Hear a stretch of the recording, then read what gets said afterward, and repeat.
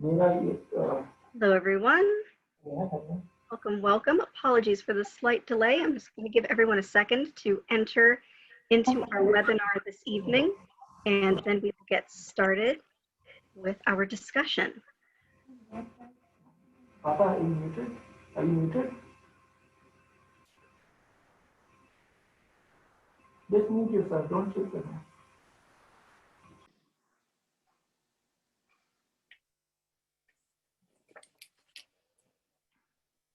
Looks like folks are streaming in very well here. Wonderful. All right, it's starting to slow down a little bit, so I will begin with the introductions, and hopefully by the time this gets rolling, the rest of our participants will be here in the chat room. First of all, welcome everyone to the Lexington Historical Society's presentation of World War II Rebuilding Lives. And this is one of many programs that we are having over the course of the year relating to the 75th anniversary of World War II, and specifically its end, which is also today in history. So we are going to be having some other panel discussions and talks over the course of the fall. Do go to lexingtonhistory.org to check out some of our other presentations that are happening. There is also a town website for the Lexington Remembers World War II Greater Celebrations, who are having even more events over the course of the fall. And I will be dropping a link to that website shortly in our chat window. For anyone who hasn't used Zoom before, I will give you a brief idea of what to expect. As you can see, we have a number of panelists here tonight. They are all going to share their experiences of what it was like growing up in World War II and its immediate aftermath in a variety of different countries and parts of the world. So we will have some slideshows happening, we'll be doing some screen sharing, and then also some discussion at the end of the program. So as everyone is speaking over the course of the night, feel free to write down any questions that you have. If you notice at the bottom of your screen, there is a button that says Q&A, and we would ask that if you have questions for any specific panelists that we have tonight, to stick them down in that particular question and answer box so that we can make sure that we can see them. You'll also notice that there is a chat box down at the bottom as well. And do feel free, if anyone has some memories sparked by any of these presentations, if you're interested in having a conversation about your own experiences during the war, definitely feel free to use that window as well. We would just ask that you try not to put any important questions in there if there's other conversations happening, because they might get lost. Also, while we are sharing our screens at various points over the course of the program, you will notice that all of our images here will minimize somewhat and end up in some boxes on the right-hand portion of your screen. Some people do find that distracting, but if you hover around in that area with your computer mouse, you'll notice that there are a variety of options for viewing over there, including minimizing everyone entirely, only showing the single speaker who is speaking.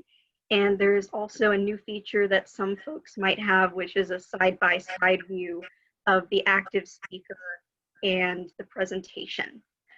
And when we are not sharing PowerPoints, we'll all be on screen so you can see who is actively involved here. But before we get into the meat of the presentation, I would just like to introduce the mastermind behind the Lexington Remembers World War II project, George Gamoda. Many of you probably met him a couple of years ago when we did Lexington Remembers World War I, and obviously he is a town icon as well. And so he's going to explain a little bit more about where this particular project is going, what they've been doing so far, and what to expect of tonight. George, take it away. Yeah, thank you, Sarah. Good evening. My name is George Gamoda, and I'm the chair of the Lexington Remembers World War II Committee, whose mission is to commemorate the 75th anniversary of the end of the war. Today, as you might recall, is the official end of World War II, September 2nd, 1945. And I hope when you go to the town center, you will see the beautiful banners proclaiming the end of the war. For a small town of some 6,000 people in the 1940s, Lexington sent over 1,460 men and women overseas to fight the aggressors and help retain freedom for people around the world. 55 of our fellow Lexingtonians made the utmost sacrifice and did not return home. The committee has been collecting information of those that have served now for almost more than a year and has a database detailing their lives. Along with the database, we are developing an electronic photo album that has images of those that served and their histories. We encourage all who have additional information on World War II veterans, your fathers, your uncles, your grandfathers, please provide it to us so we can share it with others. Finally, I want to encourage you to view our collection of oral histories of men and women who have lived through the war, overseas and on the home front. All of these vivid stories are available on our website, which Shara was share with you later. Today's lecture is the fourth one in the series that we plan to have dealing with World War II. Today's lecture is different from others. It will bring to life stories of people who lived through the war, not as soldiers, but as civilians, children, experienced the horrors of war as it was all around them. Let me now ask Linda Dixon to this virtual podium, who will introduce our moderator, Bill Poole. Linda? Thank you, George. Good evening, everyone, and welcome to World War II, Rebuilding Lives. 75 years ago, the Japanese surrendered, marking the end of World War II. And it's entirely fitting that we host this program tonight, introducing four neighbors who grew up all over the globe amidst the chaos of World War II and moved past it to live full and rewarding lives. But we really must take a moment to honor the memory of our dear friend, Dan Fenn, who died on August 14 at the age of 97. Dan was a veteran of World War II. He was a warrant officer, served in Italy with the US Army Air Force. He lived in Lexington, and he lived an incredible life. He taught at Harvard for 56 years. And he was the first director of the John F. Kennedy Library and Museum. Here in Lexington, he held just about every volunteer leadership opportunity Lexington had to offer. He was a selectman, member of the school committee, town meeting member, Lexington Minute Man, and he was working and serving right up until the day he died. All who knew Dan Fenn were richer for it, and Lexington is a better community for his devoted service. Rest in peace, Dan. We will not forget you. And now let me introduce our moderator, Bill Poole, who will introduce the rest of our panel. You probably recognize Bill as a member and former president of the Lexington Historical Society, or perhaps you know him as member and former captain commanding of the Lexington Minute Men. Oh, my phone is ringing. C'est la vie. Bill portrays Ebenezer Locke, who just happens to be his sixth great-grandfather. It must be a special experience to portray your own ancestor. I think that's great. Bill has degrees in chemistry, biochemistry, and history and he taught college-level history and science for many years. Then he had a second career in textbook publishing. So it is now my pleasure to turn things over to Bill Poole. Thank you, Linda. And welcome, everyone. To be able to hear the personal stories of 4 Lexington residents who lived through World War II, each from a different country, is a great opportunity to broaden our perspectives on that conflict. And I'm pleased to introduce our first panelist, Ivor Morgan. Ivor grew up in London during the infamous Blitz. And even though he was a young child, he remembers vividly the bombings and the V-1 and V-2 rocket attacks. He'll share those memories with us. Ivor, please. Good evening, everybody. Would you like me to start, Bill? Yes, please. Okay. Okay. First of all, I should let me put my my slides up. We're not very practiced at that. Share screen. We're going to go.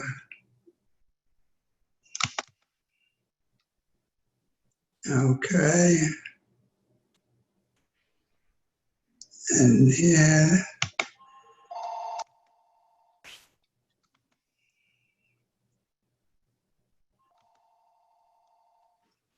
There we go. Okay, so this is my first slide, which says absolutely nothing. The second one, for people who do not know the British Isles, shows a little purple country on the west side of the big island of Britain called Wales. My family is Welsh. We come from the central part of that purple lump. It is very hilly. It is mostly covered with sheep. And even these days, there are very few roads across that area. It is not conducive to ordinary farming. The coastal area is different, but my family comes from smack in the middle of that. And if anybody knows that area at all, we're very close to what used to be a settlement way back. At the beginning of Christianity, there was a Cistercian monastery called Strata Florida, which is Latin, of course. We don't call it that in Welsh, we call it Ystrad Fflir. My family comes from a Felin Fflir, which means the mill of the river Fflir.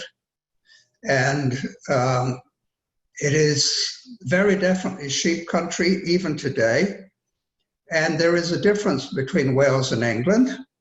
One is that we do, and I grew up in a family that spoke the Welsh language. England does not understand, after all the centuries of living next to us, they do not understand the Welsh language. And I lived in London, and very much in a Welsh community. My grandfather, back at the end of the 19th century, with his brothers, had left that hilly area and had moved to London, and they got in the milk trade. And in fact, when I grew up, the beginning of the war, the milk trade in London was dominated by Welsh families. What that meant was we lived on a road, a major road going out of London north. Anybody who knows London will know Marble Arch. There is a road that goes straight north from there to a place called Cricklewood.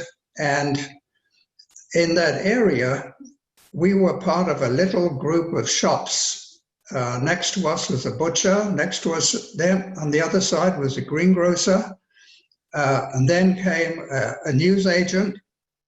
And then came a cafe, and flanking both of us, all of us, that little group, were factories. I don't think the Germans ever worked that out because we were never bombed directly. Across the road that you couldn't see from the street was a major railroad siding which was also never bombed. Very interesting to me in after years, because I asked the question why. I never had an answer. Anyway, when it came to the war, in 1939, it started with us, September. My mother decided that my elder brother and I was born in 1937. My elder brother born well over a year before me. We should be down with our grandparents, her parents in Wales. So there we were, the day war broke out. We were in Wales. And lo and behold, nothing happened. The idea was that we would be safer there, and that made logic. Absolute total. My mother was the forecaster. And so she said, nothing's happening. That was September 39.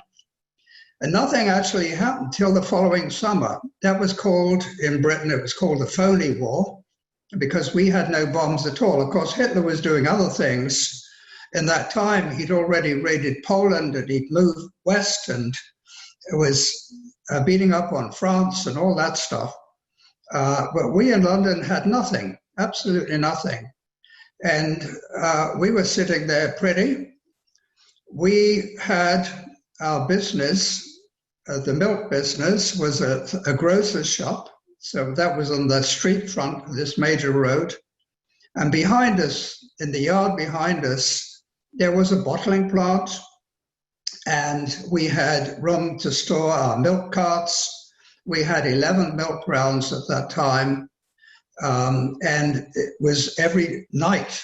My father started work at 2 in the morning, and he went down to one of the major stations in London to pick up milk, brought the milk home, we bottled it, and then by 6:30, we were out in the streets delivering it. That was the nature of the business. We had a shop where you could buy ordinary stuff you get at the supermarket. We didn't sell meat and we didn't sell vegetables, but we sold just about everything else. So that was life. Now, the real problem came in the summer of that year, that's in 1940 now, because Hitler decided he wanted to beat up on Britain. So he started bombing the airfields, the RAF airfields around Britain. And that turned out not to be super successful because there was a system. Britain was not super ready for war. And fortunately, somebody had developed a radar system that allowed us, now the difference between German radar apparently was better than our radar, and I can tell you a lot more about this as we go on, but because I became a member of the Royal Air Force. But our radar system was linked from these, what you see on the slide here are masts. I later on, after the war, became the commanding officer of such a thing. I was 20 years of age at the time. These masts are 350 feet tall, if you can imagine. The little ones were about 250 feet tall. And they would tell, because it was coordinated through landlines, to control centers that relayed directly to the RAF. So the RAF didn't have to get off the ground without knowing exactly where the Germans were. So much to their surprise, when they started coming, they came in the daylight, and our Spitfires and Hurricanes go up and they started beating them up. So they changed their tactics. Not only did they stop beating up on the airfield, which hadn't worked very much, they started beating up on the towns. And that was in about September of 1940. At that point, they decided also, for obvious reasons they should have thought about before, I guess, they started coming at night. And for me, and I had two brothers, we lived in the house. My mother did not believe in air raid shelters of any sort. She was very fatalistic about this. She said, if you're going to be hit, you're going to go. And sure enough, there weren't any shelters close by anyway. So they had constructed for me and my brothers bunks under the staircase. My mother had observed and had read about the staircase being the last thing that stayed standing when you had a bomb. And so we used to sleep under the staircase and the adults slept somewhere else.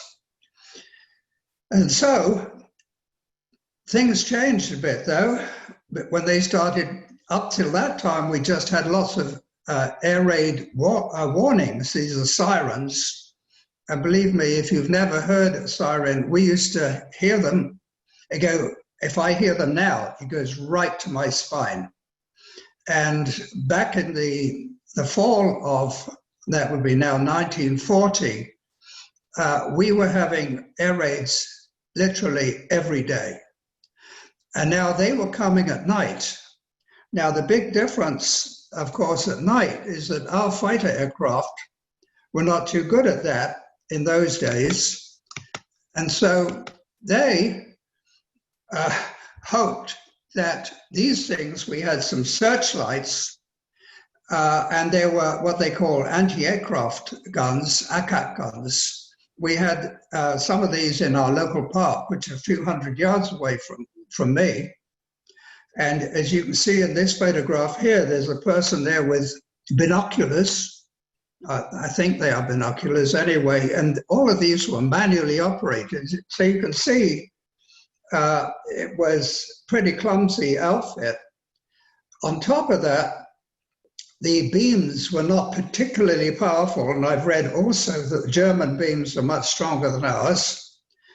But we as kids at night used to go out to see, because we were not in the shelters, we used to go out and see if anybody had been caught. This is a photograph of the searchlight beams over Malta, the island of Malta in the Mediterranean during the war. And you can see they fade away. And so we'd always be looking at the top of those beams to see if there was an aircraft caught. But even if they caught the aircraft, they would have to move the gun, not just the moving the light was one thing, moving the gun and getting it in the right place and firing off. And I always used to think, what happens to those shells when they don't hit anything? And it actually was an issue. It was an issue. It's not a theoretical issue just.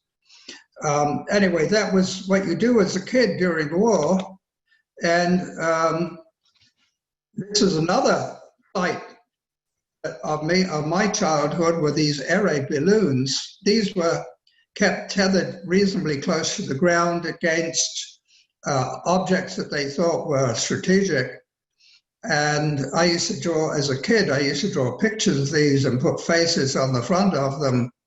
And apparently they did actually manage to catch some aircraft with these things, which is kind of hard to believe. Anyway, there we are. That's the radar system. These were called CH stations, control home, and they, for some reason, while Britain was not very well set up for war, the persons who had built these CH stations clearly had an inside track on money, because this whole radar system was put into place by 1939. And later on, when I was the commanding officer of this former station,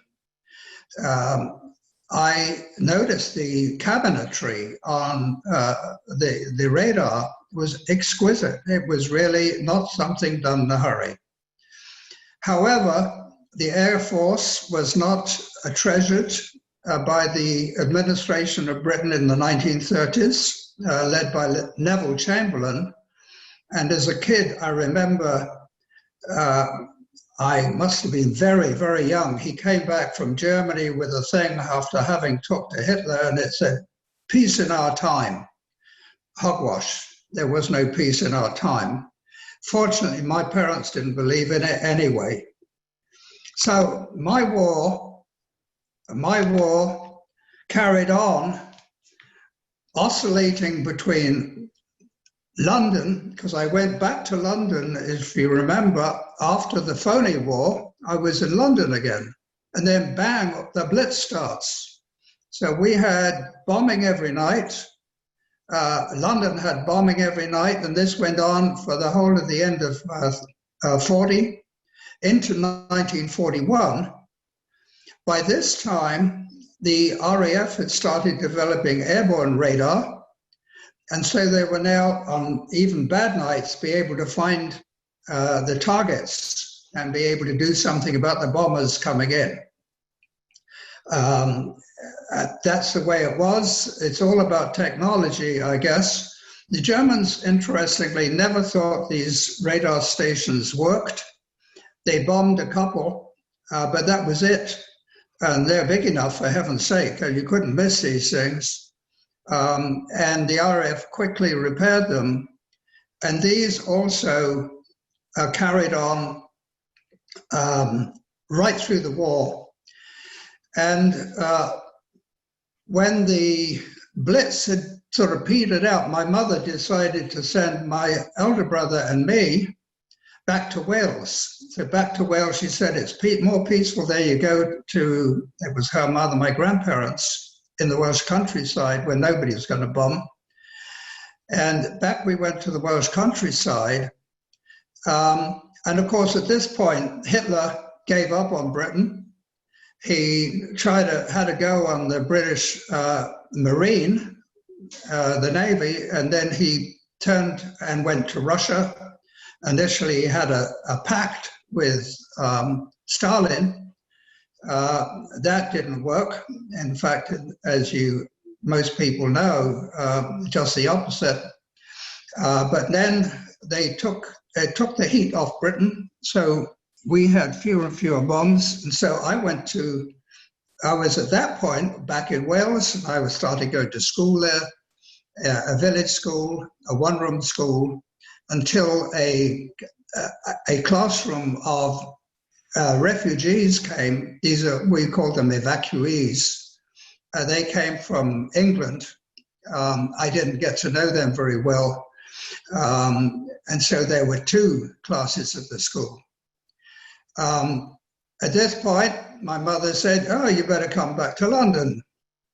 Now, my father at this point had, because of all the bombing and everything, they gave up the milk grounds because you couldn't get any labor for the milk grounds. So we closed the milk grounds down, which is a major part of our business. And my father volunteered, I'm not sure if he volunteered or was called up into the Air Force. And that must have been always trying to work out exactly where that was. That probably was in 41. And he joined the Air Force, went into some sort of training thing. I remember going to a camp down in the west of England with my mother and my two brothers. I had a younger brother who had been a baby during the Blitz. And then my father went off to have navigator training. And the Air Force in Britain was short of people as much as they were of aircraft. Now, they started building aircraft very quickly, but it's harder to build the people. But Britain, fortunately, was able to use places like Canada. One of my uncles learned his pilot skills in Canada. And my father went to Africa. So he went by ship, would you believe, through Suez Canal, down to Africa, and then Southern Africa. And then from Southern Africa, he went to train in Rhodesia, as it was called, in Zimbabwe, we call it now, as a navigator. As it happens, so he was away, actually, he was away for years. He went, in the end of it, he went through his navigator training, but they couldn't use him as a navigator because he suffered from serious, what he called bilious attacks, which is vomiting on flying. And so he was sent back to Britain. And I talking with my elder brother not long ago, about a year ago. He's no longer alive, but he said, "Oh yes, Dad was looking after German prisoners of war on the ship going back." I said, "Oh, that's interesting." They went back again through the Suez Canal and through the Mediterranean. And at that point, the RAF didn't know what to do with him, so they sent him down the coal mines in the middle of England. So again, he was not home. All this time, our business was run by the women, my mother, and friends and aunts, and everything was done by women. There were very few men around. And I started going to school when we went back. I started going to school again in London. Now, this is 1944. Now, in 1944, Hitler decided he was going to do something else because he was not doing very well in the war. And he sent a new weapon somebody might know German, Vergeltungswaffe. V for V-bomb. So we started off with his V-bomb. He thought, I'm going to beat the hell out of them. This is 1944. This is a picture of a V-bomb.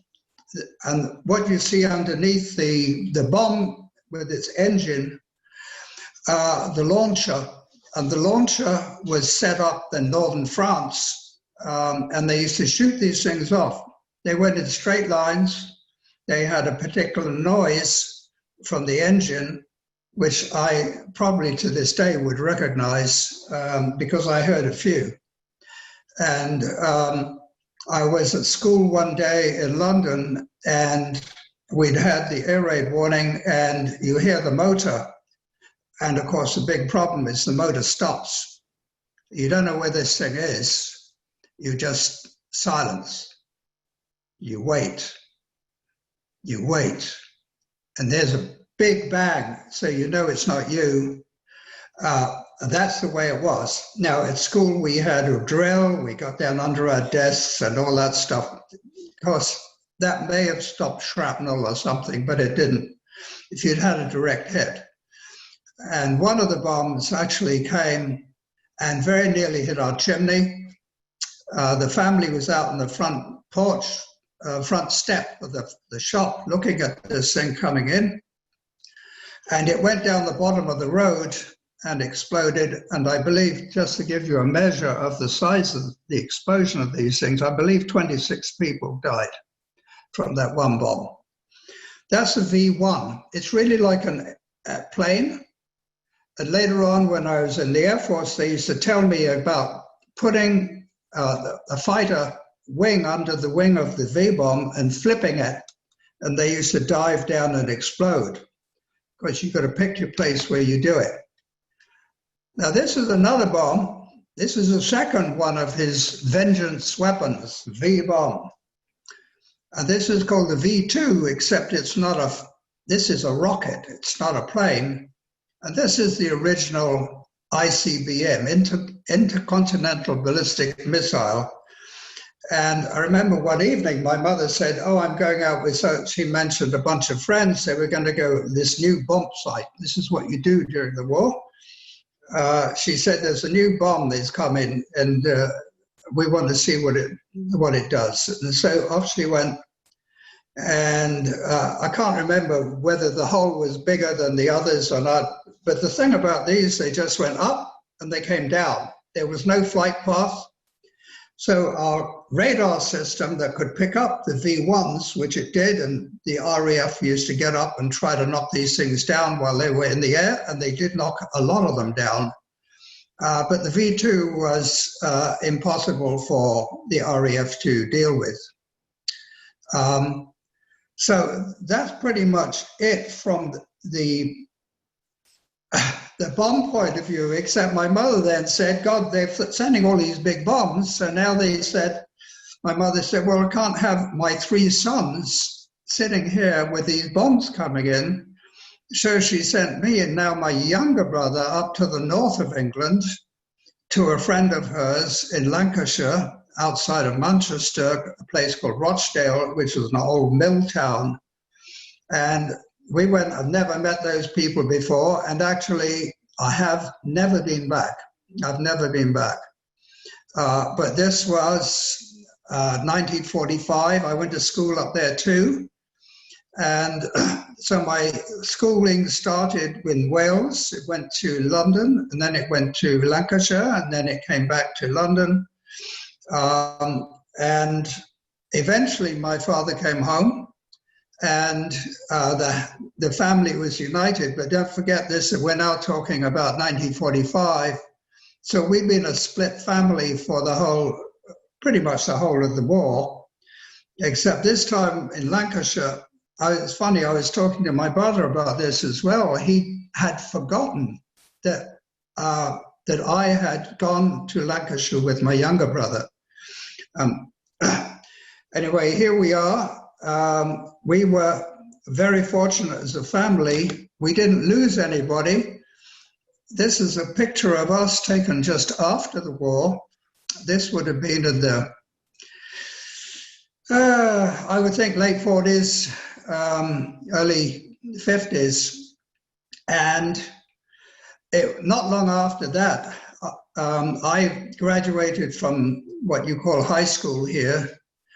And at that point in Britain, there was a draft. I was drafted into the services. I chose to go in the Air Force. I went through basic training. I was selected to be an officer. I did officer training on the Isle of Man in the middle of the Irish Sea. And when I went back after that, I went to university in Britain, which was away from London. At that point, I decided to do something different. I'd lived through the war. I figured I wanted something really exciting. So I went off to Antarctica to map the Antarctic. And I lived in Antarctica for over 2 years of my life. When I returned, 2 of my grandparents had died. Both of my brothers had got married. My elder brother had emigrated to Australia, never to return to the UK. My younger brother moved up to Scotland. And you talk about putting things together. The family actually never got together again. This picture was taken in Aberystwyth. If any of you have seen the television, the public television series Hinterland, that is the area of Wales that my family comes from. It's called Ceredigion these days. It used to be called Cardiganshire.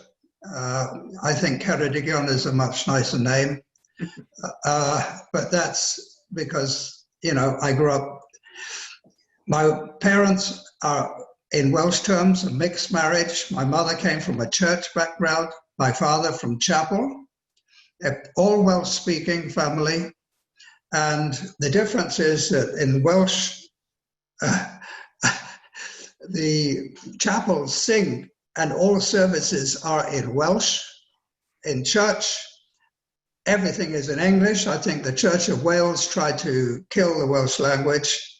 And so we had this conflict my mother did not speak English till she was 5 years of age. Just people don't believe me, but coming from a Welsh-speaking family, believe you me, that was not unusual. Anyway, that's it. We are a family now in Australia, in Scotland, and I am here in North America. And what a mess, you say. And my daughter-in-law is a Greek. It's a wonderful family. It's just, I wish we were closer. Thank you very much for listening to me. I'm glad to take questions. I was made commanding officer of this radar station in 1957, and I was given the job of closing it. that meant I was able to get the government to take out some of these big masts. They refused to take out the really big ones at that time. And there's a story to that. I will not bore you with that this evening. But I say it was a fascinating experience for me. When I was on that station, I had about 50 men. The CH part of it, the radar part of it, was no longer operating. It operated a system called G. There may be people listening who are familiar with GEE. And that was a navigation system that started up, I think, around 1942. That's it. Thank you very much for listening. And I'd be glad to entertain questions. I do know something about the Air Force. I know very little about the British Army. I have worked with the British Navy, but that's another subject. Thank you very much, Ivan. We will have a question period, hopefully at the end of this. But what an interesting story, Ivan. And our next presenter is Sophia Ho. Sophia spent her childhood in China, torn apart by war and revolution. From the Japanese invasion in 1945 to the takeover of the communist takeover in 1949, Sophia experienced the challenge of moving from one place to another, seeking refuge and peace. Eventually, she came to the United States and to Lexington to a new life. But Sophia has an interesting story about her time in China. Sophia, would you? Thank you, Bill. Good evening, everyone. You can see this is a map of China. In the middle, there's a little darker blue marker. That's where I was born. And the two things I remembered most about growing up in China is first, frequent moving. In 10 years, I've lived in 8 cities, 4 elementary schools, and each school spoke different dialect. So I didn't get much of an education, but I do speak a couple of Chinese dialects. And the second one is air raids. In the morning, in the afternoon, in the middle of the night. And it's just very frightening. I was born in 1935 in the city, somewhere near the coast, upper China. And next, please. My parents. My father went to a military school called Baoding, which is equivalent to our West Point, and infantry. My mother also went to a military school, a different one, established by Chiang Kai-shek, but she never graduated because she married her then instructor, my father. Next, please. And so in 1947, she had this picture taken. I don't know why, but I think she just wanted to see how she would look if she didn't marry my father. Next. You see the blue line in the middle of the map. On the east of the blue line, that's more or less occupied the Japanese. And the Chiang Kai-shek moved the capital from Nanking, which is on the east coast, to Sichuan, which is in the middle. There's a little blue, light blue thing. That's where Chongqing is. And because of that, foreign aids cannot come to help us because the Japanese occupied the coast. So they had to build Burma, China highway, and of course with the flying tigers, they flew over the hump, Himalayas, in order to supply things to China. Next, please. This is, everybody knows about Marco Polo Bridge. In Chinese, we call Lugou Bridge. This is a little bit outside of Beijing. And the bridge is famous for its lions because there are hundreds of lions along the side. In 1937, July 7th, that's me. In 1937, July 7th, the Japanese soldiers were already there near Marco Polo Bridge, and they claimed that two soldiers were missing. They want the commander of that town to open the gate so they can come in to search. The commander refused. The Japanese just used cannons, and that's the first fire of the Sino-Japanese War. That was in 1937. In this picture, my mother is a great knitter. She knitted everything for me and for my family. Next, please. 1940, we all were in Chongqing, the war capital of China. The little girl with the fringe in the front is me. I have one older sister, and my father is the one in the back. Before that, we already moved through 3-4 cities. So by the time we get to Chongqing, I was maybe 5 years old. And my father had a job there, a civil defense chief, because at that time, Japanese had already occupied the city Wuhan, which is in the next province, and it made it very easy for them to come to bomb Chongqing. Between 1941 and 42, the Japanese came to Chongqing more than 200 times. So it's like every day you have to go to the shelters. Next, please. And this is the flying tiger. It doesn't look like tiger, but it is flying tiger's plane. And General Chennault was well loved, well respected, because he and American volunteers really helped China. Next. This is a shelter dug into a hill or mountain or anything, often crowded. And while my father was the civil defense chief, he invented something. Because of the heavy bombing by the Japanese, siren wirings often were destroyed, so it didn't function very well. My father invented something. If you put a pole on top of a hill, Chongqing is called a hilly city, so it's very hilly. On top high spots, you put a flagpole. When they detect the Japanese airplane left Wuhan, one red ball goes up. That's a warning.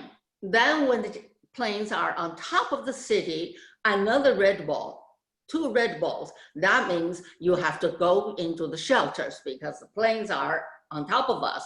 After they drop all the bombs and they start to return, a green ball would go up. So this was what my father invented at that time. Then unfortunately, once the Japanese dropped a bomb or bombs outside of shelters, shutting the shelter, hundreds of people were killed. My father was fired, but they still wanted him, offered him another job. My father said, no, I want to go to the front to fight. So, next please. So we boarded on an army truck with the canvas cover and winded up the hill, down the hill to Luoyang. Luoyang is an ancient city, capital of many dynasties of China.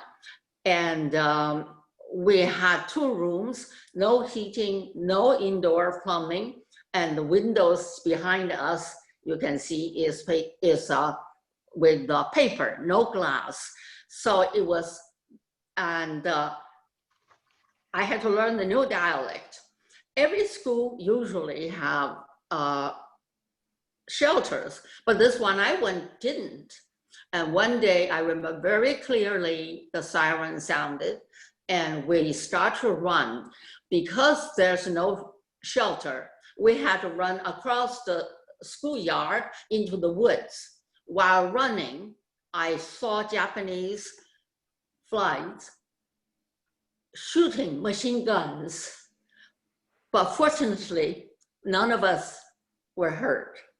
So after, my father was not home. I don't know where he was fighting. And we didn't stay very long. Then next, please. Then we moved to Xi'an.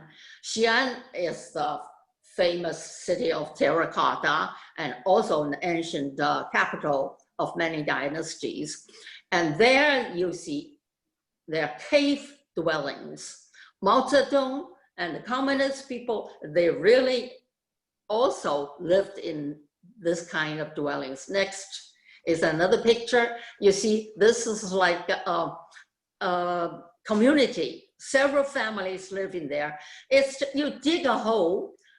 The front room has a window and a door. That would be your living, dining, study room. In the back, where there's a dark, and there's a bed, built-in bed with a curtain. You sleep in. Everybody sleeps on the same bed. If you have a large family, you could have 2 houses or 2 caves, and there's steps on the front side which you cannot see. You walk down there. It's very efficient because it is warm in the winter, cold in the summer. Next.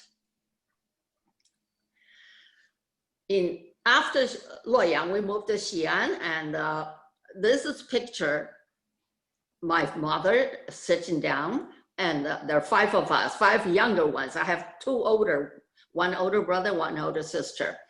And again, my father was not home. I don't know where he was fighting. He was at the time, I think, fighting the communists as well. Then one day, my father happened to be home. It was a summer day. Very hot. We all sat outside, catching some breezes and all that. Then our phone rang. Nobody had phones except when you need it. So my father went inside, and he came out after a few minutes. He stood there and said, "The Japanese surrendered." And all of us, all kinds of feelings, happy, sad, and all that. And we said, how, why, when? We asked him. So he told us 2 atomic bombs were dropped on Japan. So Japan surrendered. Atomic bombs, what are they? My father didn't know. He said, it's a bomb, but it's very small, very powerful. So it did the job. And we were very happy. We all went outside to the streets. It was already full of people. We saw American soldiers in the jeeps yelling, "Ding Hao," "Ding Hao" means good, best. And my father right away went to Beijing.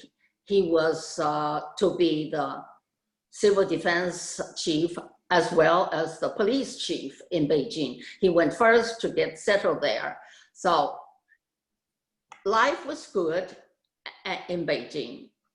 Oh, I forgot to mention this. In 1973, while we're here, my husband Larry spent a sabbatical at Los Alamos. And we were fortunate to see 2 bombs, 2 atomic bombs. It was not as small as an apple as we thought it would be, but it is a powerful, frightening thing. And life was good in Beijing. It was peaceful. My father was home. He went to work in the morning, comes back at home, and we all went to school, settled, thinking peace forever. But unfortunately, that was not true. In 1948, we kids heard about communists. We didn't know what they were, but we heard we had to move. We had to run. Where would you go? You have a choice of America, Hong Kong, or Taiwan. And my parents decided that we were going to Taiwan. So in 1948, at the end of the year, next please, my mother took all of us aboard a military airplane from Beijing to Taiwan, to Taipei. And military airplanes are very different from what we have now. It's a small, and the floor is not leveled, and you sit along the sides, lopsided, and we were so terribly, terribly airsick. But we did arrive in Taiwan in 1949. There I went through junior high and senior high, 6 years. I graduated in 1955 and got a scholarship to come to America to go to college. So that was a wonderful opportunity for me. Next, please. And fast forward to 2005. I came to America by myself. I'm in the blue dress in the middle. My husband is in the pink shirt next to me. And I have 3 children, 6 grandchildren. And life is good in America and in Lexington. And we are most grateful. We're grateful to our veterans, both Americans and the Chinese veterans, because they sacrifice so much for us. Thank you very much. Sophia, what a fascinating story. What an adventure. And it's hard to believe that you had to experience that for so many years. Our next presenter is Puran Dang. Now, Puran Dang grew up in India, in the area that is now Pakistan. He experienced the destructive after effects of the war when the country was split in two along religious lines. Yet his is a story of resilience and determination that led him to this country and to Lexington. Puran, you're on.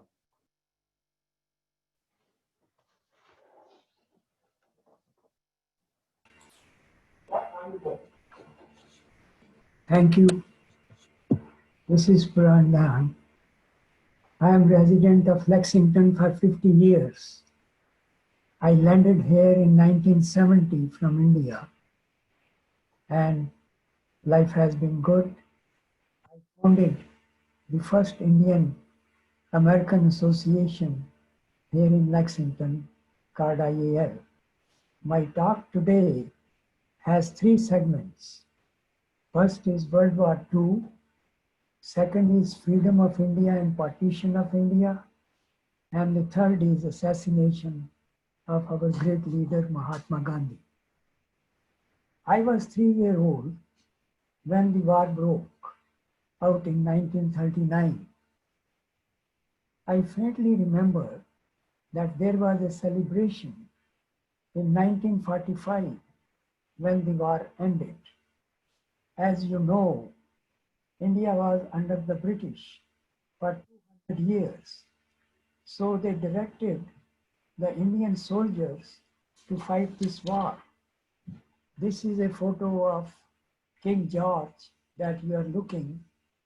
He was the King of England as he is inspecting the Indian soldiers. The role started with 220,000 soldiers in the Second World War, Indian soldiers. But the number of soldiers grew to 2.5 million by the time the war ended in 1945. Indian soldiers fought in Asia, in Africa, in Middle East, and in Europe, all over the world.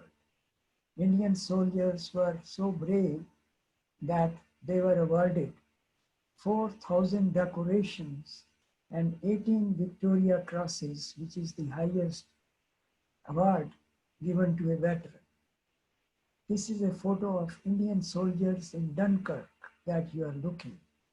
You won't recognize their uniforms from the movies, but they played a very important role in World War II. In this war, even the women of India, they took part as an auxiliary force. So you see these pictures, these were the women in World War II. The credit for defeating Japan goes to General MacArthur in the East, who was a legendary general of great courage.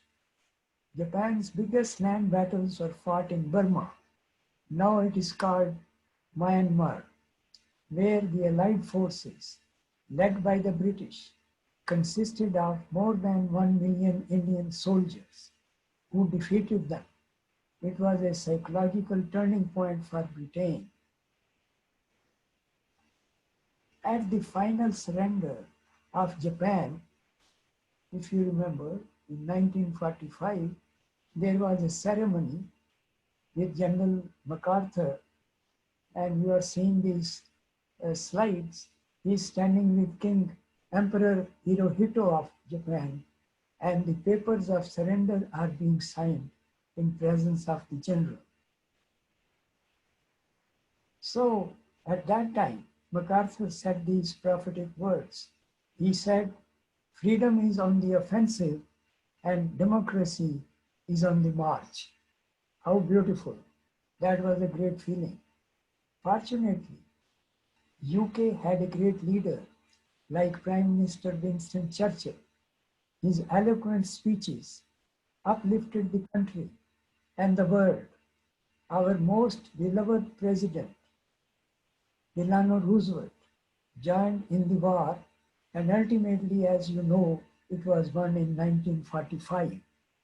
Prime Minister Churchill and General Eisenhower appeared in Trafalgar Square in London to celebrate the V-Day. You can see this slide that they are celebrating that great occasion. Unfortunately, our beloved President Roosevelt died a few months before the war ended and could not see the fruits of his efforts. That was very, you see this slide of President when he died, and that was miserable. I want to tell you about the tragedy of India's partition, which I remember clearly, and how it changed the direction of my family's history. Under the leadership of Mahatma Gandhi and Nehru and other patriots, the struggle for freedom had been in full swing for decades. But after the war, while the rest of the world was enjoying its new freedom, India was still struggling to be free. Churchill was good for Britain, but did little for India. But at the end of the war, strangely, Prime Minister Churchill, in spite of his popularity, he was defeated, and the Labour leader, Clement Attlee, became the Prime Minister.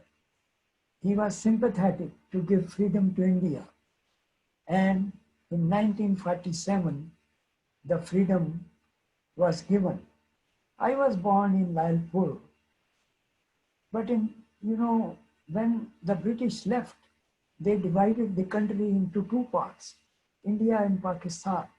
In this map, you see this, the green color is India, but the other color on the west, that became Pakistan. Unfortunately, my city where my family was living, it fell in Pakistan. I was born in Lalpur. Now it is called Faisalabad. It's a big city in Pakistan. India became free on 15th of August, and before leaving, they divided. My entire childhood memories were left behind, and I have never been back to the place I grew up. You see, because of partition of India, it was so much violence broke out that there were violent riots on the basis of religion, because the Pakistan part was majority of Muslims and Indian part were Hindus. So there was the largest migration in history and the deadliest. There were so many riots and killings between Hindus and Muslims. People were getting killed in both sides. Millions of people had to flee the country to save their lives. Millions of, you are looking at these slides, you see people had to leave, in panic, leaving everything. Millions of people traveled by train like this that you are looking at this slide. The trains were full with people because everybody wanted to leave. And these are people sitting on the roof of the trains. Some people came by bullock cart, some came on foot, but millions of people, they traveled like this In the panic, my family thought that it is very difficult to go by road or train because it's dangerous. So they took a chance and left to the airport of our city without any booking. And they went to the airport, but it was lucky that one other family whose plane was there, these used to be Dakotas, 23 people capacity, they didn't come. So we were lucky. We took those tickets and came to India by this plane. As refugees, we had nothing because we came in panic without any preparation. So we didn't have any home, there was no money, and life was miserable. So that terrible time slowly passed, and our mother told us that, look, we are left with nothing. Now you have to study. So on the kids. So I also went to school, and by hard work, I obtained the degrees, honors degree in physics from Delhi University and the engineering degree from the first IIT of India in engineering, which is called the MIT of India. The part is about this part now is about the partition because of the killings. The man of peace, Mahatma Gandhi, he was the saddest man. He was a man of peace. He wanted unity among Hindus and Muslims. Seeing the killings, he preached love and unity. He ended the worst riot near Bengal by fasting unto death. He said, I'll die until you stop this killing. Fortunately, the killing in that part of area near Calcutta stopped. Gandhiji came to Delhi, and he used to have a prayer meeting every evening where people used to come in large numbers, and he used to give good advice, and he used to give godly sermons, and used to tell them that you are all brothers, so don't fight. So on 30th of January 1948, he was walking to the prayer meeting when a young man, Wed Sep, came, touched his feet. You can see in the slide here, he's touching the feet of Gandhiji, which in India is a symbol of great respect. When we respect an elderly person, we touch the feet. But he had different designs. He shot Gandhiji right there, Wed Sep. He was so angry at the partition and blamed Gandhi for being sympathetic to Muslims. I want to tell you here a very interesting story about a brave young man of Massachusetts, Herbert Tom Rayner. See his picture here. He was born in Vermont and raised in Massachusetts. He graduated high school in Leominster, Mass. in 1933 and studied and got master's degree from Clark University. He joined Navy, and then he joined US Embassy in New Delhi in 1946 as vice consul. He was curious always to see Mahatma Gandhi. And on that very day, that is 30th January 1948, Tom joined his daily prayer meeting. He was there when Gandhiji was shot and fell to the ground. Tom Rayner grabbed the killer as an act of bravery. Then other people helped him, and the killer was removed from the site. The whole nation, but this was the bravery of this Massachusetts person. Must be very interested to know. And later on, he got high positions in the foreign government, in the state government, and settled in Cape Cod.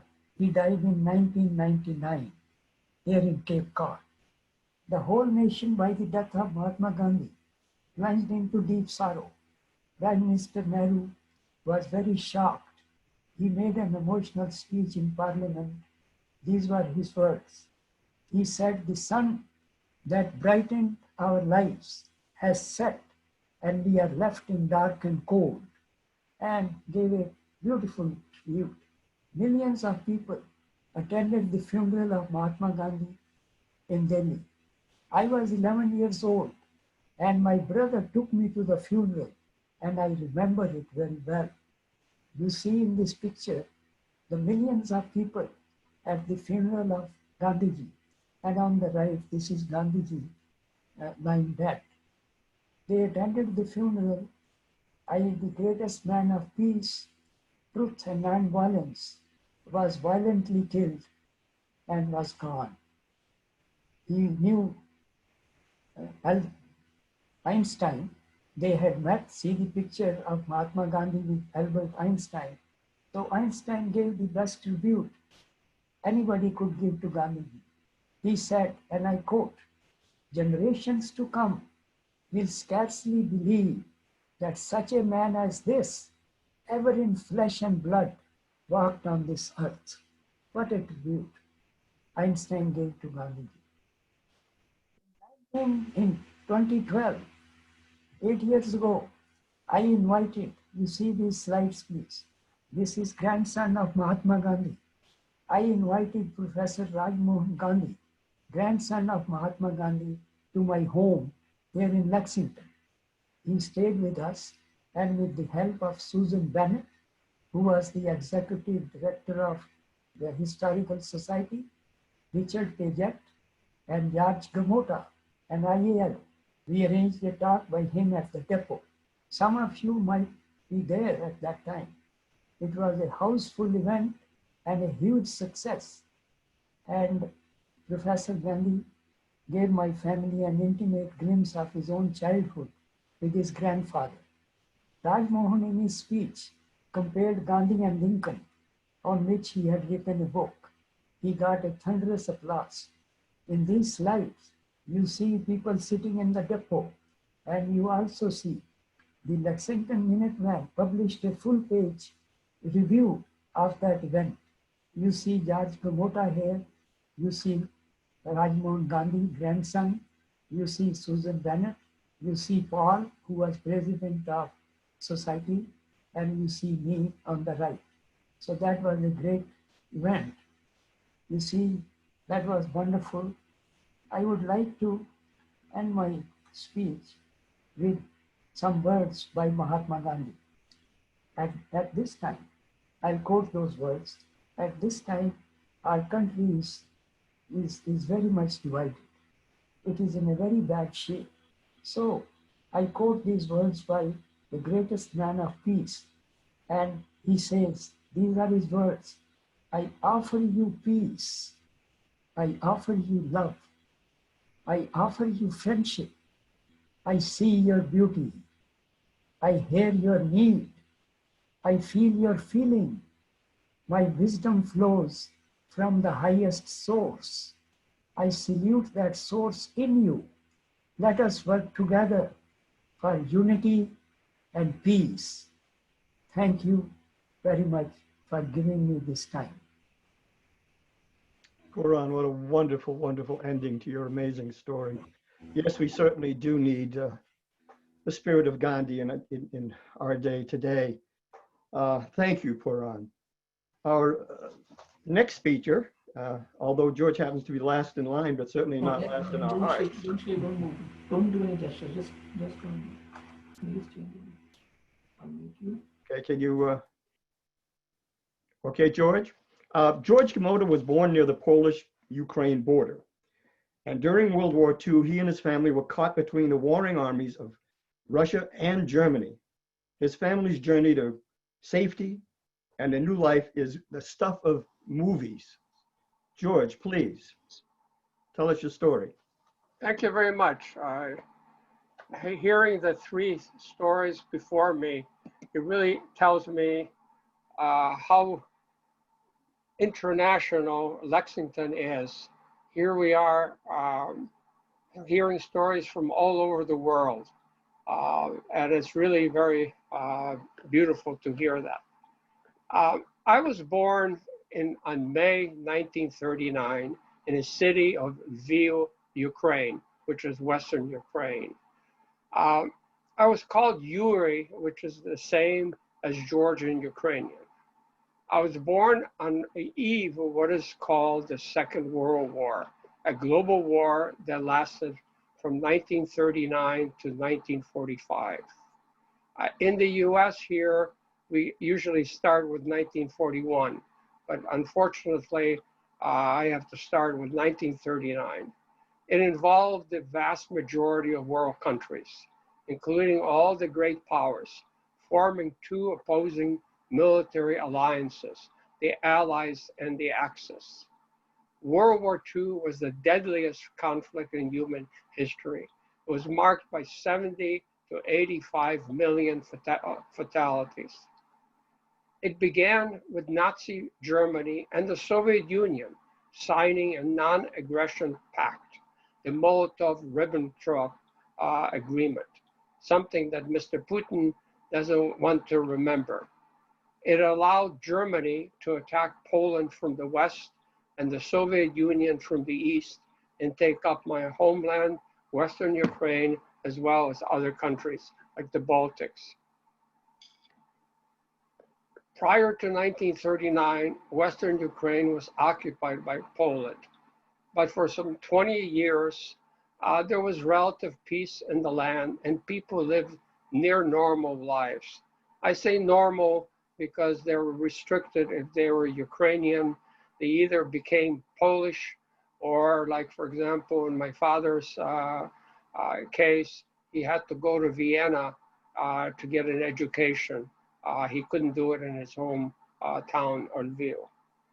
Pictured is my family during the late 1930s celebrating a family event. Soon after birth, I was baptized in St. George's Cathedral. It is shown here on the left as it was in 1939. And on the right is a photo of the cathedral as it is today. I might say during the Soviet occupation, the cathedral had a lot of radar systems put in, and it was the major source of all the interference for signals to come from the west. They were blocked by the towers that were in the cathedral. The next 5 years can be best described by what George Friedman wrote a number of years ago. Well, Western Ukraine was basically calm. The East suffered terribly under Stalin. During the 1930s, mass executions of Ukrainians, forced man-made famines, and more. And here I'll leave it for 30 seconds for you to read what Friedman has written.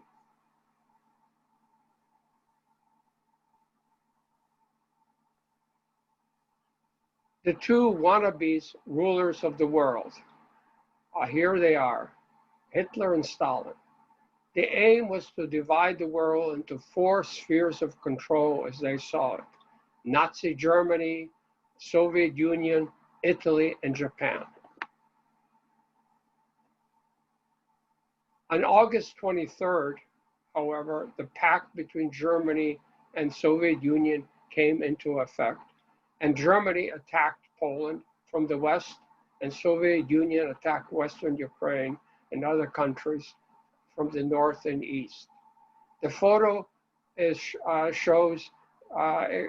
the photo is from French war material in Paris, and it shows the exodus of Ukrainians fleeing the oncoming Soviet sources. The Soviet sources made their way to Lviv, while the Germans and Soviets shook hands and celebrated their conquest. On the left there, you can see the Soviets made a big deal of coming in with white horses, freeing the Ukrainians from Polish occupation. And you rarely see this photo on the right, where the Germans and the Soviets were shaking hands and celebrating their conquest. The Soviet occupation of Western Ukraine did not go smooth. There was mass resistance, and much like in communist countries, the educated were removed, imprisoned, or worse, and the government was led by villagers many uneducated and some illiterate. Mass propaganda, as today we have from Russia, was the norm to try to persuade the people that the Soviets were there to save them. And it's illustrated by this poster, which shows the Soviet Red Army shielding Ukrainian villagers from the oppressing Poles. The Gamoda family, along with thousands of others, fled Western Ukraine and went west to Poland.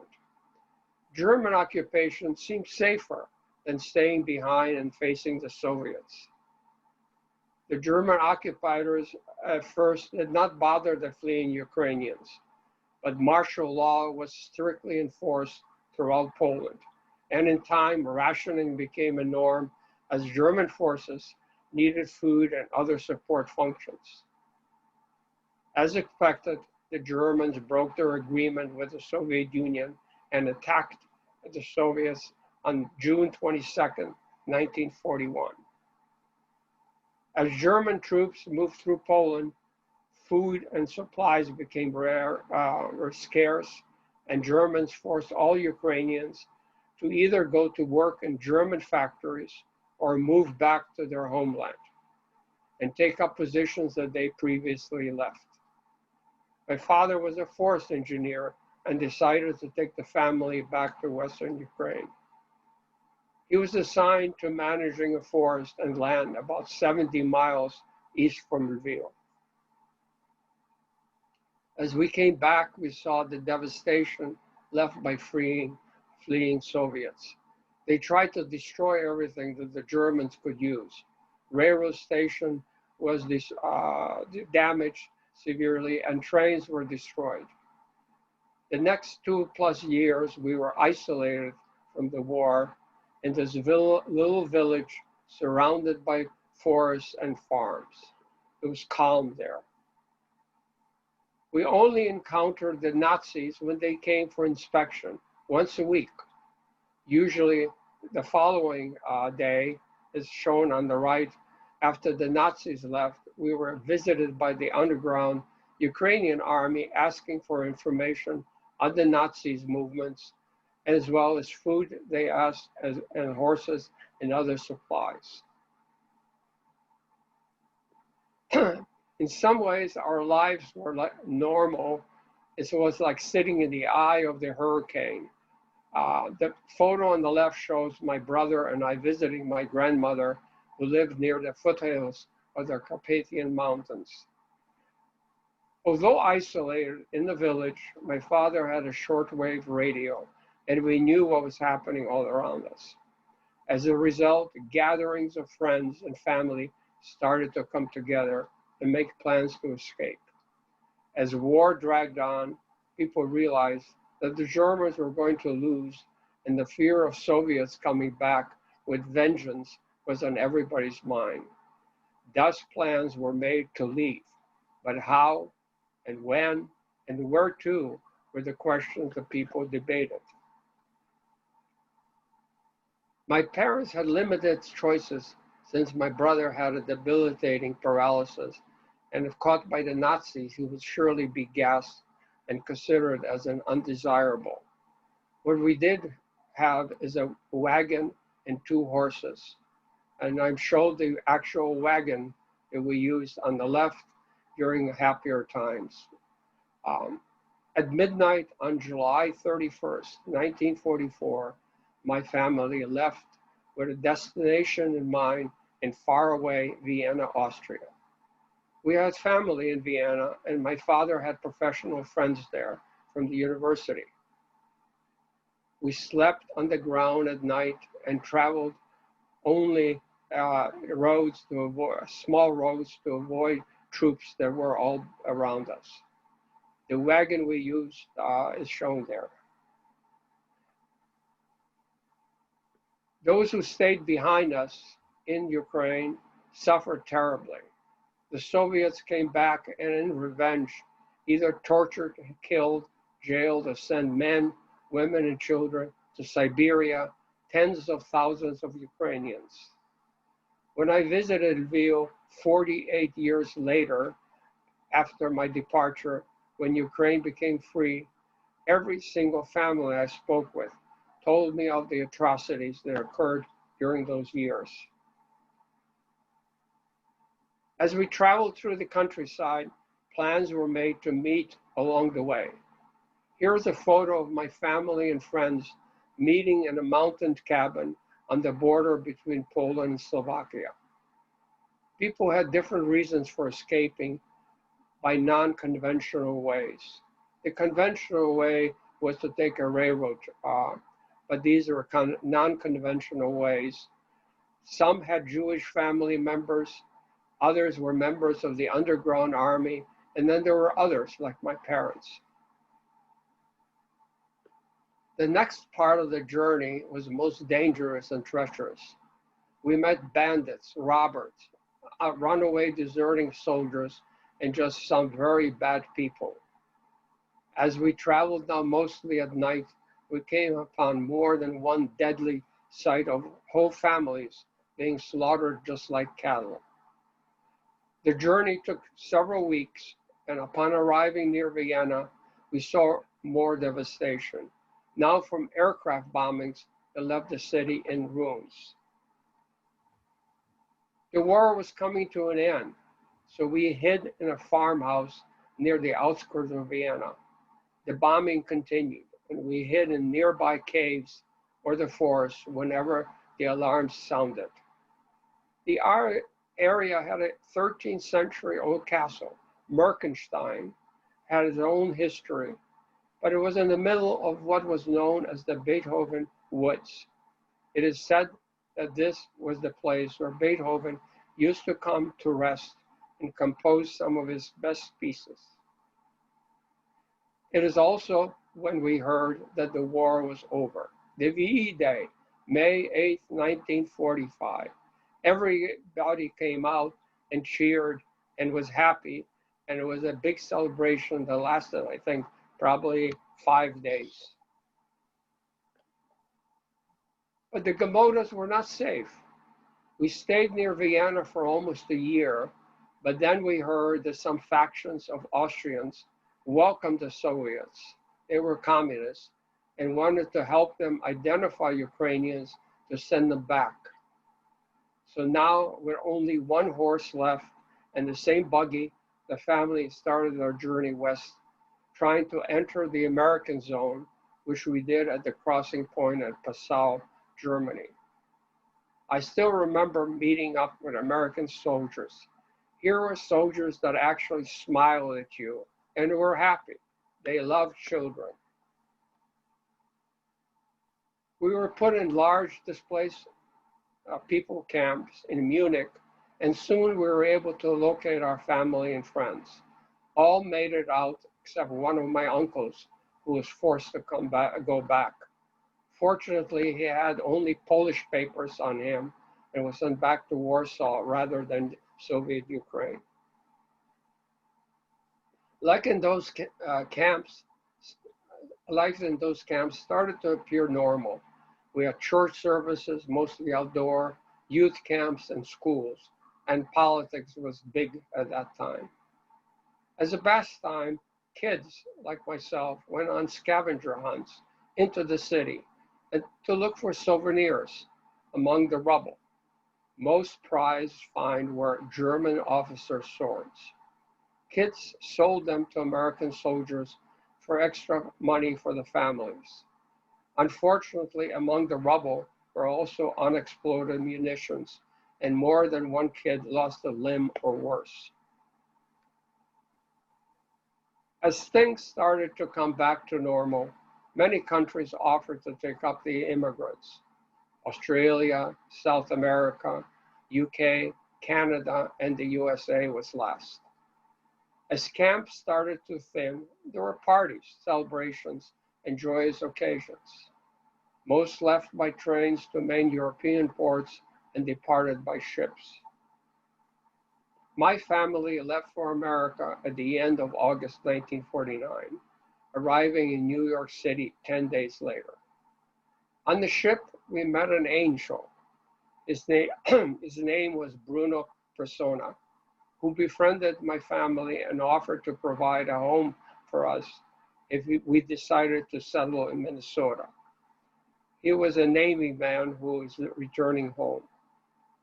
We did not immediately take his offer, but after a few weeks in New York City, with job prospects being dim, my father took Bruno on his offer, and we settled in St. Paul, Minnesota, which became my home for the first time in 10 years. Thus began my life in the USA. Thank you. George, what an amazing story. As I say, I don't know if one could write a movie script that compare to this, but except for the terror and the disturbance and everything you suffered. And it's wonderful that you are here with us, George, as are all the other presenters we've had here.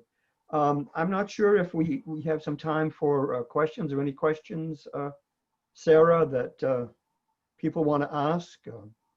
I am not seeing anything in the Q&A box yet, but if anyone does have any subject matter that they're interested in hearing more from our panelists, they would love to share some more of their memories and maybe find some connections for everyone.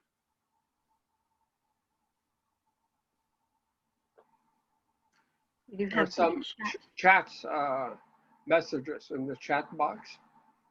Yeah, so we do have some people sharing some immigration stories in the chat window, which is wonderful.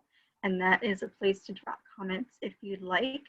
And then also there is a specific Q&A box as well. We have some questions from this one.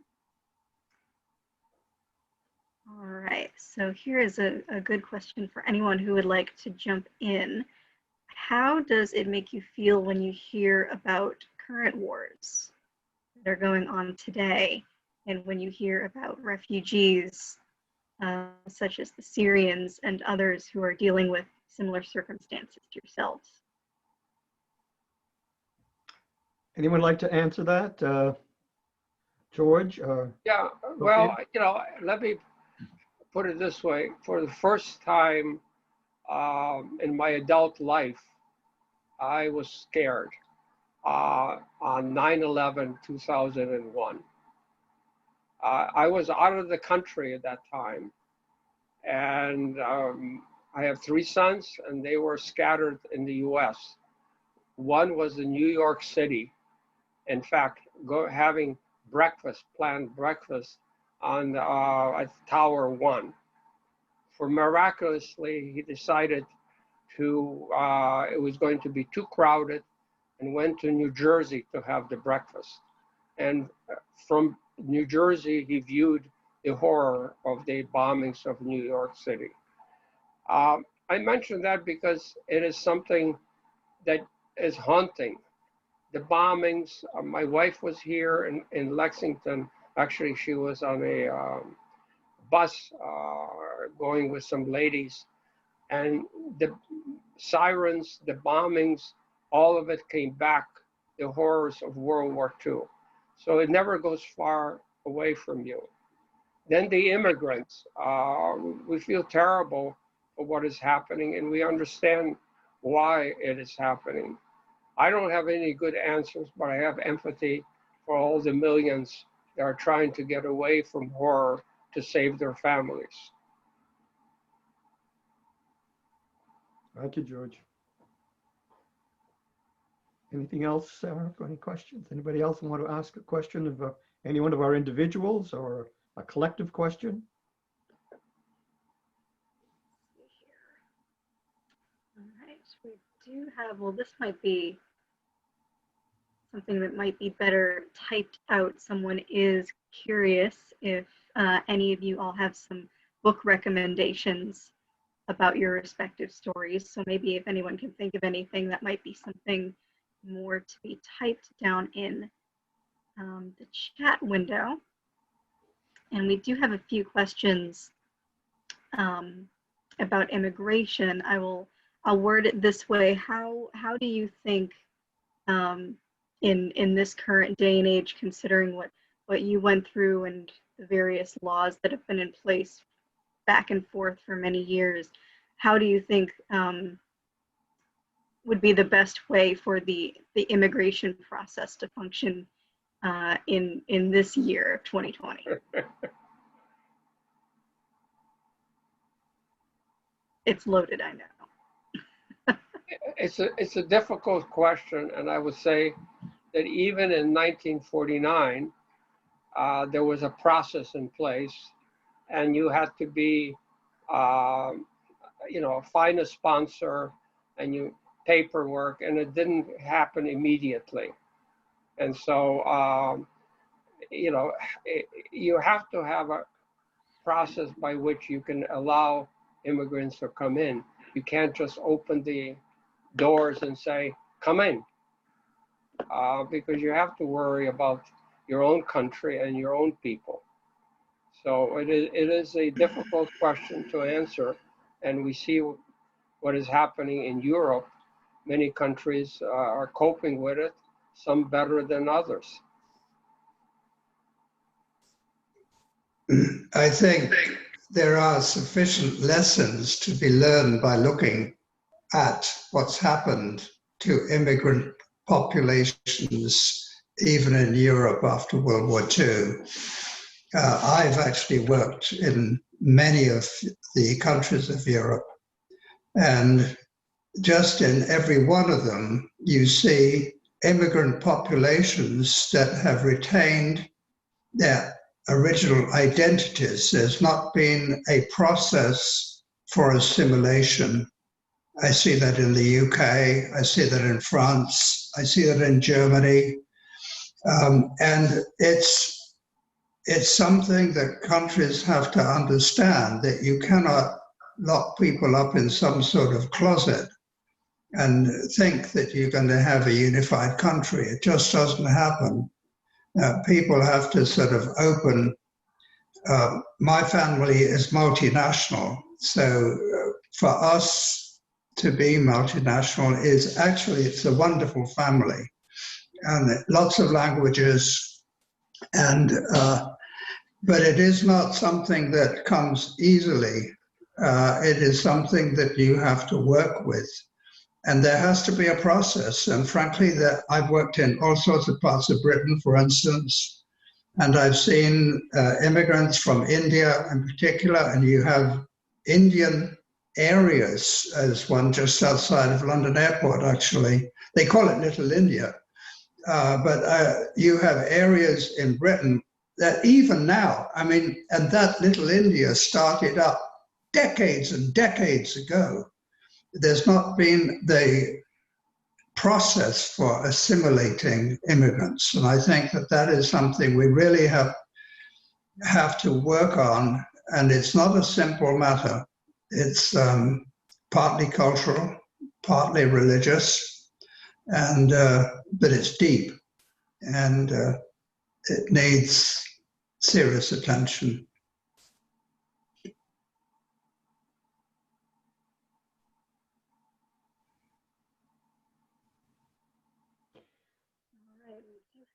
One Sorry, I was muted.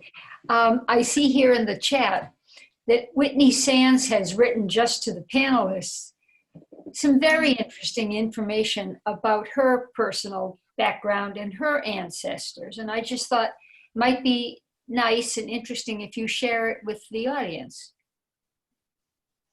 Could you do that? I can. If you can't find it right away. All right, I'm going to unmute you if you'd like to speak a little bit. Let's see here. I can read it for you if you wish. Oh, wait a minute. We found Whitney. Let her do Yes. it. Wait. Hi, Whitney. Hi. Oh, there she is. Look at her on her motorcycle. Yeah, that was in college in Vermont. Do you need to see me? No, that's fine. Oh, no. Tell us about your great-grandmother who immigrated. Oh, yeah. Oh, Russia. yeah. Great-grandmother Dell. She was alive when I was born. Yeah. Both my great-grandmothers were. But this is the Ukrainian connection. That country, if I read Michener's Poland, And Yeah. it's just, the borders changed so many times. And I really don't know where she was from originally. And my grandfather, who married her daughter, snuck in right before the Iron Curtain fell and got this Russian doll, which has 12 or 13. It's huge. I have it. Yeah, Your I have great it. grandmother I now live in a retirement home, and my neighbors are, a lot of them, Ukrainian immigrants. And I took a Russian class as soon as with them when I first moved in, so I can say Kaktala and Dobry Utra and Dobry Dan and Dobry Vici. And I got to show them my dolls, and oh yeah, it's wonderful. Anyway, so Dell would have come here when the peasant class was released at the end of the 1800s to Minnesota. And she was a child then. She grew up there. She married great-grandfather Hogan, and it's always been sort of sketchy about the fact that he had taken the name Hogan so that he could work on the railroad, because it sounded Irish, is what the family story is. It's just, I've asked so many times, apparently somebody went to the country, the old country, to find out where he was from, and in some, I think like Sweden maybe, or Norway, but I don't think that's true. I think he was I think he was a mix, half Navajo. Anyway, so great grandmother Dell, she had Luann, Betty, and my grandmother Lucille. And Lucille had epilepsy, full-blown epilepsy. She was, and when you talked about what they did to the disabled child, you know, in that, I mean, this is, whew. So she became an artist, and preserving art was her passion. And I saw that movie Monument Man, and it was like, oh my God. She started a gallery in McLean, Virginia in 1961. This is Dell's daughter, my grandmother, and was just an innovative artist. But she never let anybody see her. She was, you know, because of the whole stigma about being disabled. Yeah. You know, I would like to add something that probably most people don't realize. In Eastern Europe, there was slavery. It wasn't black and white slavery, but people were slaves. They called them serfs. And Yes. owners owned the people, and they traded them, just like you would trade a car or something else. And the only way you could become free is if you paid the owner a certain sum of money. And so a number of people, especially, and this finally broke through in 1860, about the same time that slavery ended in the US. But most people don't associate it, but it was slavery. You were born into essentially a household, which owner owned you and did with you whatever he or she wanted. Mm. And I think that's something that probably should be explored as we look at slavery in the general sense of what it is in US and the world. Thank you, Whitney. We appreciate your contribution. May I Back to you, Sarah. Thank you, Linda. May I say? Puran, do you have something? Yes, just little experience. I came to from India in 1970, as I said in my talk, and we were first renting, and then I bought a house on Williams Road in Lexington, if you know, near Park Road. So we bought a house, and our concern was it was a totally white neighborhood, that like how we are brown people, how they will react or act or something, just not much, but little concern. Next door to our house, very next, there was an elderly couple, Erling Avarda. He was from Norway. He came to America something like 50, 60, 70 years ago, and his wife Peggy.